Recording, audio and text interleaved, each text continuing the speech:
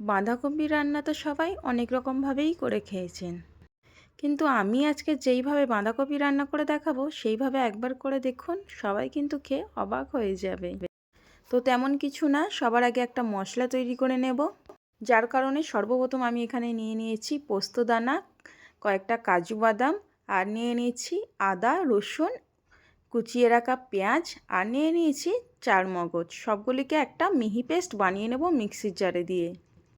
তারপর এখানে একটা মিডিয়াম সাইজের বাঁধাকপি নিয়ে নিয়েছি এবং বাঁধাকপিটাকে এই রকম 4 টুকরো করে নিয়েছি।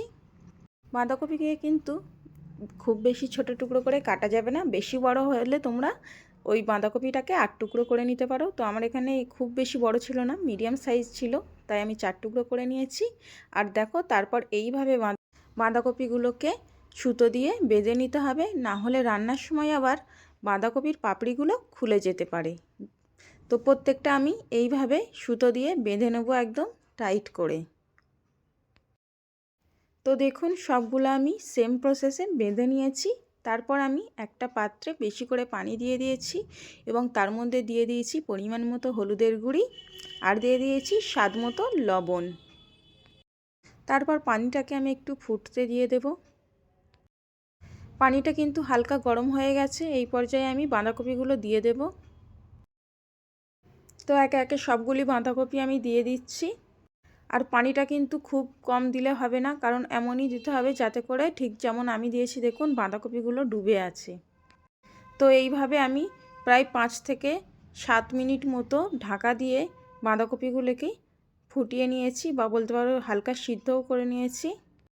তারপর গ্যাসে অন্য একটি প্যান বসিয়ে তার মধ্যে আমি পরিমাণ মতো সরিষার তেল দিয়ে দিয়েছি। তেলটা একটু বেশি দিয়েছি, কারণ বাঁধাকপিগুলোকে এই তেলের উপরে ভেজে নিতে হবে।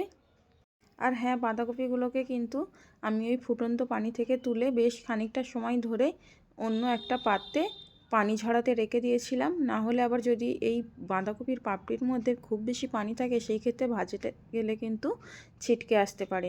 তো বাঁধাকপিগুলি সবগুলি সাইডে আমার খুব ভালোভাবে ভেজে নেওয়া হয়ে গেছে, দেখতে পাচ্ছেন। তো একটা করে সবগুলি বাঁধাকপি আমি তুলে নিয়েছি। তারপর কিন্তু আমি আর এখানে কোনো রকম তেল অ্যাড করিনি, ওই যে বাঁধাকপি ভাজার তেল ছিল সেই অবশিষ্ট তেলটার মধ্যেই আমি দিয়ে দিয়েছি 2টি শুকনো লঙ্কা, তেজপাতা, আর দিয়ে দিয়েছি 5 ফোড়ন। তো সেটাকে 30 সেকেন্ড মতো ভেজে নিয়ে তারপর আমি এর মধ্যে দিয়ে দিয়েছি একটি বড় সাইজের টমেটো কুচিয়ে রাখা। তো কুচিয়ে রাখা টমেটো দিয়ে তার উপরে আমি দিয়ে দিয়েছি স্বাদ মতো লবণ, যাতে করে টমেটোটা খুব তাড়াতাড়ি সফট হয়ে আসে। এবং টমেটোটা সফট হয়ে আসলে ওই যে আগে একটা আমি মশলার পেস্ট করে রেখেছিলাম কাজু, পোস্ত, চারমগজ, আদা রসুন ও পেঁয়াজ দিয়ে, তো সেই মশলার পেস্টটা দিয়ে দিলাম এবং খুব ভালোভাবে মশলাটাকে কষিয়ে নিয়েছি।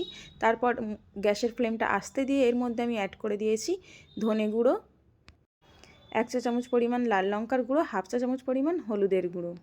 তো সব গুঁড়ো মশলা দেওয়া হয়ে গেছে। এবার আমি মশলাগুলিকে একত্রে খুব ভালোভাবে কষিয়ে নেব। মশলা কষানোর পর এর মধ্যে আমি অ্যাড করে দিয়েছি 1 বাটি পরিমাণ টক দই। টক দই দিয়ে আবারও আমি মশলাটাকে খুব ভালোভাবে কষিয়ে নেব, টক দই থেকে পানিটা শুকিয়ে আসা পর্যন্ত। তারপর টক দইয়ের টকটা ব্যালেন্স করার জন্য আমি দিয়ে দিয়েছি 1/2 চা চামচ পরিমাণ চিনি।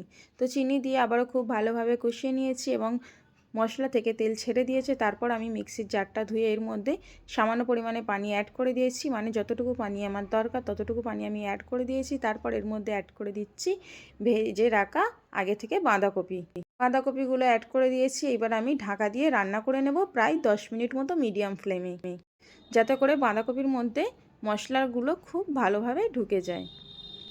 তো দেখো 10 মিনিট পর কিন্তু আমি ঢাকনা খুলে দিয়েছি। এবার আমি দিয়ে দিচ্ছি 1/2 চা চামচ পরিমাণ গরম মশলার গুঁড়ো, আর দিয়ে দিয়েছি 1 চা চামচ পরিমাণ ঘি। এইবার আমি প্যানটাকে একটু হালকা ঝাঁকিয়ে দেবো। বাঁধাকপিগুলোকে কিন্তু বেশি নাড়াচাড়া করা যাবে না। আর এইবারে আমি ঢাকা চাপা দিয়ে কিন্তু গ্যাসটা অফ করে দেব। রান্না কিন্তু আমার কমপ্লিট। তো তোমরাই বলো বাঁধাকপির এই শাহি রেসিপিটা তোমাদের কাছে কেমন লাগলো। আর হ্যাঁ, এটা কিন্তু তোমরা ভাত, রুটি, পোলাও সব কিছুর সঙ্গে সার্ভ করতে পারবে। আর যদি বাড়িতে মেহমান আসে তাহলে তো অবশ্যই এই রেসিপিটা বানিয়ে মেহমানদারির জন্য রেখে দেবে। তাহলে দেখবে তারাও এই রেসিপি খেয়ে আপনার কাছে বলবে যে এই রেসিপিটা আমাদের সাথেও শেয়ার করো, আমরাও বাড়িতে গিয়ে বানাবো।